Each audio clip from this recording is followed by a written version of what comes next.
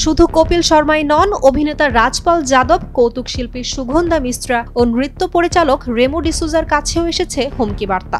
এরই মধ্যে পুলিশ হুমকির বিষয়ে তদন্ত শুরু করেছে। এদিকে অজ্ঞাত সে ব্যক্তির বিরুদ্ধে মুম্বাইয়ের আম্বোলি থানার পুলিশ এফআইআর দায়ের করেছে বলে জানা গেছে। পুলিশের কাছে যে ইমেইলের তথ্য এসেছে তাতে বলা হয়েছে, নিজেদের প্রচারের জন্য এমন বার্তা দেওয়া হয়নি, তাই কেউ এই বিষয়টিকে হালকাভাবে নেবেন না। আমরা আপনাদের প্রতিদিনের জীবনযাপনের ওপর নজর রাখছি। এই হুমকি বার্তা এড়িয়ে গেলে পরিণতি আরও খারাপ হতে পারে বলেও বলা হয়েছে সে বার্তায়। সাইফের ওপর হামলার ঘটনার পরে এই হুমকি বার্তা আসায় ফের আতঙ্কের আবহ তৈরি হয়েছে বলিপাড়ায়। গত সপ্তাহে বলিউড সুপারস্টার সাইফ আলী খানের বাড়িতে মধ্যরাতে হামলা করে এক দুষ্কৃতিকারী। চুরির উদ্দেশ্য নিয়ে শরীফুল নামের এক ব্যক্তি ঢুকে পড়েছিলেন অভিনেতার বাড়িতে, এমনটাই জানিয়েছে মুম্বাই পুলিশ।